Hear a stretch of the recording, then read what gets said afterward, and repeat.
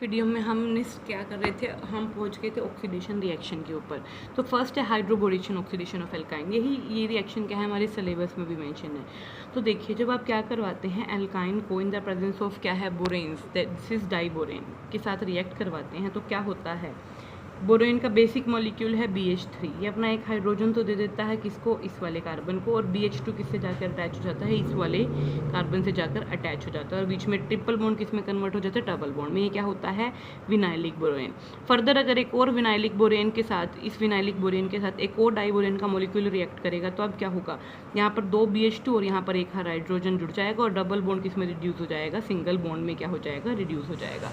अगर आप इस रिएक्शन को यहाँ तक स्टॉप करवाना चाहते हैं, कहाँ तक, विनाइलिक बोरेन तक, आप डबल बॉन्ड के बाद सिंगल बॉन्ड तक नहीं लेके जाना चाहते, तो आप क्या है, कुछ स्पेशल रिएजेंट लेकर चल सकते हैं। जैसे अगर आपको नहीं करवानी है तो आप क्या यूज़ कर चल सकते हैं, डाइसेमाइल बोरेन का भी क्या कर सकते हैं, यूज़ कर सकते हैं। ये क्या है, हमारा डाइसेमाइल बोरेन है। इसको क्या बोलते हैं हम, डाइसेमाइल बोरेन बोलते हैं। जनरली एक बल्कि स्टीरिक हिंड्रेंस वाला बोरेन है, जिसका हम यूज़ कर सकते हैं कि ताकि ये रिएक्शन क्या है, विनाइलिक से वापस आगे फॉरवर्ड जो है प्रोसीड ना हो। जैसे यहाँ देखिए, जब आपने इसकी रिएक्शन करवाई इसके साथ, तो क्या हुआ, यहाँ पर हाइड्रोजन गया इस कार्बन के पास, क्योंकि आपको पता है कि डाइबोरेन के अंदर, हाइड्रोबोरेशन के अंदर एंटी मार्कोनिक ऑफ एडिशन होता है। हाइड्रोजन तो कहाँ जाएगा, लेस नंबर ऑफ कार्बन के पास, और ये वाला जो ग्रुप है किसके साथ अटैच हो जाएगा, इस वाले कार्बन से जाकर क्या हो जाएगा, अटैच हो जाएगा, और ट्रिपल किस में हो जाएगा, डबल में। रिएक्शन आगे प्रोसीड नहीं होगी, क्यों, क्योंकि अगर हम क्या, यहाँ पर हम क्या लेकर चल रहे हैं, स्टीरिकली हिंडर्ड बोरेन लेकर चल रहे हैं, जो रिएक्शन को फर्दर प्रोसीड नहीं होने देगा। क्यों, क्योंकि अगर आप एक और ऐसा मोलिक्यूल ऐड करवाएंगे, तो उन दोनों, ये ऐसा एक और मोलिक्यूल अगर आ गया, तो दोनों बड़े मोलिक्यूल होने की वजह से उनमें क्या हो जाएगी, स्टीरिकली हिंड्रेंस रिड्यूस हो जाएगी, जिसकी वजह से वो जो हमारा प्रोडक्ट होगा वो अनस्टेबल हो जाएगा। ठीक है, अगर इसी रिएक्शन, अब ये जो प्रोडक्ट बनाया, अगर आप इसका ऑक्सीडेशन करवाते हैं किसके साथ, H2O2 के साथ, किसकी प्रेजेंस में, बेसिक सोल्यूशन की प्रेजेंस में, तो ये क्या देते हैं, एल्डिहाइड और कीटोन दे देते हैं, किसके थ्रू, इनोलिक इंटरमीडिएट के थ्रू। इसका मतलब जब आप इसकी रिएक्शन करवाएंगे H2O2 के साथ, तो ये क्या हो जाएगा, किस में कन्वर्ट हो जाएगा, सबसे पहले एक तो इनोल फॉर्म बना लेगा, और वो इनोल फॉर्म किस में कन्वर्ट हो जाएगी, या तो एल्डिहाइड में या फिर कीटोन में। लेकिन एल्कीन जब हमने किया था, वहाँ पर क्या बन रहा था भाई, वहाँ पर एल्कोहल की फॉर्मेशन हो रही थी। हाइड्रोबोरेशन ऑक्सीडेशन में यहाँ पर किसकी होगी, जो है आपकी, जो है फिनोल और या फिर एल्डिहाइड या फिर कीटोन की। जैसे देखिए, ये प्रोडक्ट्स बना था हमारा, हमने H2O2 के साथ रिएक्ट करवाया, तो इनोल क्या होता है भाई, इन मतलब डबल बॉन्ड, ओल मतलब अल्कोहल, मतलब जिनके अंदर डबल बॉन्ड भी हो और OH ग्रुप भी हो, उनको हम क्या बोलते हैं, इनोल बोलते हैं। तो क्या होगा, सबसे पहले ये इस ग्रुप की जगह क्या आकर जुड़ जाएगा, OH आकर जुड़ जाएगा। अब ये वाला जो इनोल ग्रुप है, ये जाएगा अंडरगो रीअरेंजमेंट। कैसे जाएगा अंडरगो रीअरेंजमेंट, कि ये जो डबल बॉन्ड है ये तो जाएगा इस ऑक्सीजन के पास, मतलब ये डबल बॉन्ड जाएगा यहाँ, और ये हाइड्रोजन जो है, एक हाइड्रोजन किसके पास शिफ्ट हो जाएगा, इस वाले कार्बन के पास, तो रीअरेंजमेंट हो जाएगी यहाँ पर। इसको बोलते हैं कीटो इनोल टोटोमेरिज्म बोलते हैं, जो हम आगे पढ़ेंगे।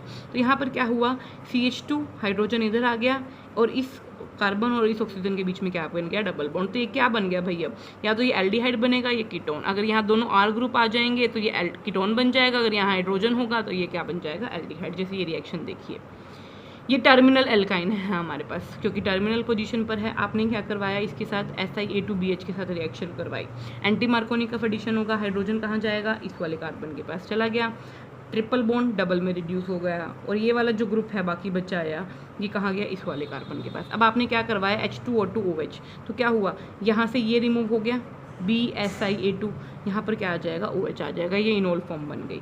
अब ये अंडरगो जाएगी रीअरेंजमेंट, कैसे, ये हाइड्रोजन एक यहाँ से ये वाला, ये तो चला जाएगा कहाँ पर, इस वाले कार्बन के पास चला गया, यहाँ बन गया CH2, और ये डबल बॉन्ड कहाँ आ जाएगा, इस कार्बन और इस ऑक्सीजन के बीच में क्या आ जाएगा, डबल बॉन्ड आ जाएगा, और ये हाइड्रोजन यहाँ जुड़ जाएगा। या फिर हम ये भी बोल सकते हैं कि ये वाला हाइड्रोजन नहीं गया, ये वाला जो ऑक्सीजन वाला हाइड्रोजन है, यहाँ पर भी तो ऑक्सीजन वाला हाइड्रोजन इधर गया था, ये जो ऑक्सीजन वाला हाइड्रोजन है वो तो चला जाएगा इस कार्बन के पास, ठीक है, और ये डबल बॉन्ड आ जाएगा इस कार्बन और ऑक्सीजन के बीच में, और ये हाइड्रोजन कार्बन के साथ लगाई हुआ है। तो ये क्या बन गया भैया, अभी ये हमारा क्या बन गया, एल्डिहाइड नहीं बन गया, CHO ग्रुप, तो ये क्या बन गया, हेक्सेनल। सेम यहाँ देखो, ये टर्मिनल एल्काइन था, ये क्या है हमारा, जो है सेंटर एल्काइन है हमारा, ठीक है, जिसको हम क्या बोलते हैं, इंटरनल एल्काइन भी बोल देते हैं, ऑक्टाइन। यहाँ देखो क्या हुआ, वही सेम काम हुआ, यहाँ तक तो कोई दिक्कत ही नहीं है। अब जैसे ही आपने H2A2 ऐड करवाया, इसकी जगह क्या आ जाएगा, OH ग्रुप आ जाएगा, ये आगे बन गई हमारी इनोल फॉर्म, ठीक है। अब ये जाएगी अंडरगो टोटोमेरिज्म, ये हाइड्रोजन जो OH वाला था ये कहाँ जाएगा, इस वाले कार्बन के पास। ये डबल बॉन्ड जो है कहाँ शिफ्ट हो जाएगा, इस ऑक्सीजन के पास। तो ये हाइड्रोजन गया इसके पास, ये बन गया CH2, ये डबल बॉन्ड इधर आ गया तो ये बन गया O, तो ये बन गया 4 ऑक्टेनॉन। ये किसकी फॉर्मेशन हुई है, कीटोन की। तो यहाँ से आपको क्या पता लग गया कि टर्मिनल एल्काइन तो बनाते हैं एल्डिहाइड और इंटरनल एल्काइन क्या बनाते हैं, हमारा कीटोन। तो यही यहाँ लिखा हुआ है और यहाँ पर एडिशन क्या हो रहा है, एंटी मार्कोनिक ऑफ एडिशन हो रहा है। आप ओजोनोलाइसिस भी देख सकते हैं यहाँ इसका। ओजोनोलाइसिस में क्या हो रहा है कि एसिटाइलिन है, आपने ओजोनोलाइसिस करवाया यहाँ पर, वहाँ पर तो अगर आपको याद हो जब हम C डबल बॉन्ड C का करवाते थे तो कार्बन कार्बन का बॉन्ड बिल्कुल ही ब्रेक हो जाता था, लेकिन यहाँ कार्बन और कार्बन के बीच में क्या रहेगा, सिंगल बॉन्ड प्रेजेंट रहेगा और यहाँ पर ऑक्सीजन, यहाँ ऑक्सीजन और यहाँ ऑक्सीजन जुड़ जाएगा। अब जब आप इसकी रिएक्शन करवाओगे zinc in the presence of water तो क्या हो जाएगा, ये बॉन्ड जुड़ा हुआ है ना, यहाँ डबल बॉन्ड डेवलप हो जाएगा, एक यहाँ डबल बॉन्ड क्या हो जाएगा, डेवलप हो जाएगा। ठीक है, लेकिन यही रिएक्शन अगर आप मान लीजिए रिएजेंट ना लेकर आप किसकी प्रेजेंस में करवा रहे हैं, आप पहले क्या करवा रहे हैं, डीकम्पोज करवा रहे हैं वाटर के साथ और देन क्या यूज़ कर रहे हैं, हाइड्रोजन पेरोक्साइड। तो क्या होगा, ये एक बॉन्ड कंप्लीटली ब्रेक होकर क्या दे देगा हमें, कार्बोक्सिलिक एसिड दे देगा। जैसे ये देखो, ये करवाई हमने किसके साथ, O3 के साथ, यहाँ तक तो काम सेम हुआ है। ठीक है, अब आपने क्या करवा दिया यहाँ पर, पहले क्या करवा दिया, डिकम्पोज हाइड्रोलिसिस करवा दिया। तो इन द हाइड्रोलिसिस जब आप करवाएंगे तो मॉलिक्यूल क्या हो जाएगा, किस में कन्वर्ट हो जाएगा, वही सेम काम हुआ। ठीक है, लेकिन अगर आपने यहाँ जिंक नहीं डाला तो जिंक क्या करता है, डिकम्पोजिशन को प्रिवेंट करता है। अब आपने जिंक नहीं डाला, यहाँ क्या डाल दिया, H2O in the presence of hydrogen peroxide डाल दिया, तो हाइड्रोजन पेरोक्साइड क्या करवा देगा, क्लीवेज करवा देगा। क्या कर देगा, ये बॉन्ड की क्लीवेज करवाएगा, इधर भी एक OH डाल देगा और इधर भी एक OH डाल देगा, तो आपके पास क्या मिल जाएगा, कार्बोक्सिलिक एसिड की फॉर्मेशन हो जाएगी। नेक्स्ट देखिए, ऑक्सीडेशन विद पोटेशियम परमैंगनेट। पहला ऑक्सीडेशन एंड रूम टेम्परेचर। अगर आप रूम टेम्परेचर पर क्या करवाते हैं, ऑक्सीडेशन करवाते हैं, जैसे ये देखिए, तो क्या होगा, यहाँ पर भी एक कीटोन ग्रुप जुड़ जाएगा, मतलब कार्बोक्सिलिक CO ग्रुप जुड़ जाएगा, यहाँ भी एक CO ग्रुप जुड़ जाएगा। जैसे यहाँ CO ऑक्सीजन की प्रेजेंस आपने करवाई, मतलब आप ऑक्सीडेशन करवा रहे हैं in the presence of KMnO, फिर तो क्या हुआ, CH3C डबल बॉन्ड हो, ये ट्रिपल बॉन्ड यहाँ से पूरा रिड्यूस हो जाएगा और ये सिंगल बॉन्ड में कन्वर्ट हो जाएगा, क्योंकि रिडक्शन क्या हो गया, ऑक्सीडेशन हो गया है। ठीक है, अब क्या हुआ, यहाँ पर भी क्या इस कार्बन के साथ क्या जुड़ जाएगा, डबल बॉन्ड, तो क्या बन जाएगा आपके पास, प्रोपेनोइक एसिड बन जाएगा। ये भी COOH है, ये क्या है आपके पास, क्या बन गया, प्रोपेनोइक एसिड बन गया। यहाँ भी देखिए, अब आप करवाते हैं मान लीजिए इसके साथ KMnO, सेम काम, यहाँ पर भी डबल बॉन्ड, यहाँ भी डबल बॉन्ड और इस ट्रिपल बॉन्ड किसमें रिड्यूस हो गया, सिंगल बॉन्ड में। लेकिन अगर आप यही रिएक्शन हाई टेम्परेचर पर करवाते हैं तो ये बॉन्ड क्या हो जाता है, डिसोसिएट हो जाता है और ये किसकी फॉर्मेशन कर लेते हैं, कार्बोक्सिलिक एसिड की फॉर्मेशन कर लेते हैं। जैसे यहाँ देखिए, आप क्या करवा रहे हैं, हाई टेम्परेचर पर करवा रहे हैं, तो ये बॉन्ड क्या हो गया, डिसोसिएट हो गया और यहाँ पर ये कार्बोक्सिलिक एसिड की फॉर्मेशन होगी और CO2 की क्या होगी, यहाँ से गैस क्या होगी, रिलीज होगी। इसके अंदर भी जो क्या है, KMnO4 क्या हो जाता है, कलरलेस हो जाता है। तो ये जो टेस्ट है हम यूज़ कर सकते हैं अनसैचुरेशन को चेक करने के लिए। ठीक है, उसके बाद बात करते हैं एसिडिटी ऑफ एल्काइंस की। जनरली जितने भी हमारे एल्काइंस होते हैं वो क्या करते हैं, एसिडिक नेचर क्या करते हैं, शो करते हैं। क्या करते हैं, एसिडिक नेचर शो करते हैं। क्यों, क्योंकि अभी हमने बात की कि अल्काइन के अंदर कार्बन क्या है, sp हाइब्रिडाइज्ड है। ठीक है, अगर ये कार्बन sp हाइब्रिडाइज्ड है तो इसके अंदर s करेक्टर ज़्यादा है, 50% s करेक्टर है। और आपको पता है कि s करेक्टर इस डायरेक्टली प्रोपोर्शनल होता है किसके, इलेक्ट्रोनेगेटिविटी के। इसका मतलब ये कार्बन क्या है, ज़्यादा इलेक्ट्रोनेगेटिव है। अगर ये कार्बन ज़्यादा इलेक्ट्रोनेगेटिव है तो ये क्या करेगा, कार्बन इस हाइड्रोजन के पास, मतलब इस कार्बन और हाइड्रोजन के बीच में जो शेड पेड़ हैं, इस शेड पेड़ को कहाँ रखेगा, अपनी तरफ अट्रैक्ट कर लेगा। तो अगर ये अपनी तरफ अट्रैक्ट कर लेगा तो ये हाइड्रोजन क्या रहेगा, ईजिली अवेलेबल रहेगा, क्या करने के लिए, लूज़ करने के लिए। ठीक है, देने के लिए। तो इसका मतलब क्या हो गया, यहाँ पर जो अगर ये क्या है अपना हाइड्रोजन देने के कैपेबल हैं तो ये किसकी तरह बिहेव करेंगे, एसिडिक नेचर क्या करेंगे, शो करेंगे। ठीक है, दूसरा हम ये भी बोल सकते हैं कि अगर ये हाइड्रोजन लूज़ कर देते हैं तो क्या बना लेते हैं, जो ये हमारे पास ये जो अनायन बनता है, एल्काइनाइल आयन, ये क्या होता है, ज़्यादा स्टेबल होता है। क्या होता है, ज़्यादा स्टेबल। और इसका मतलब क्या है, ये रिएक्शन क्या है, फॉरवर्ड डायरेक्शन में प्रोसीड होना फेवर करती है, जिसकी वजह से क्या है, ये अपना हाइड्रोजन क्या है आसानी से क्या कर देती है, जो है गिव आउट कर देती है।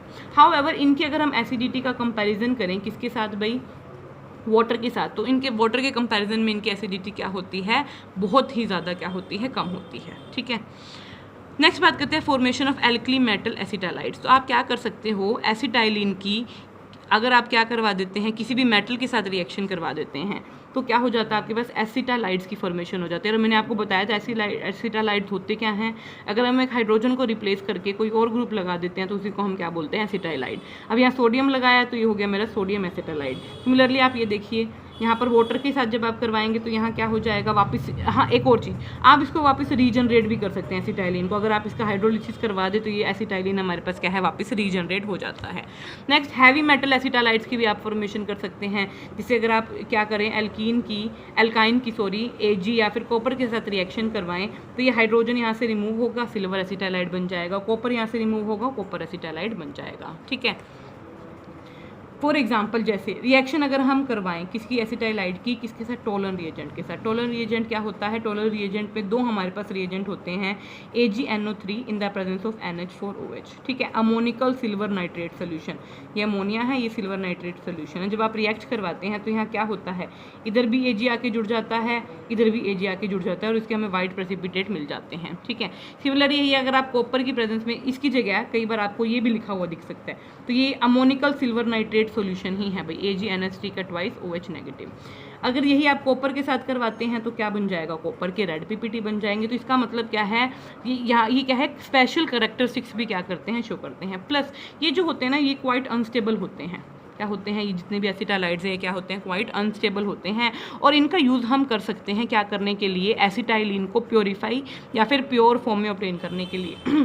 फॉर एग्जांपल जैसे हमारे पास ये था, जब आप इसकी HNO3 के साथ रिएक्ट करवाओगे तो यहाँ पर वापस आपको क्या है, प्योर जो है एसिटाइलिन मिल जाएगा और यहाँ से AgNO3 क्या हो जाएगा, अलग हो जाएगा। तो यहाँ से आप क्या कर सकते हैं, प्योर एसिटाइलिन को ऑब्टेन करने के लिए भी क्या है, इनका क्या कर सकते हैं, यूज़ कर सकते हैं, किससे, गैसियस मिक्सचर से।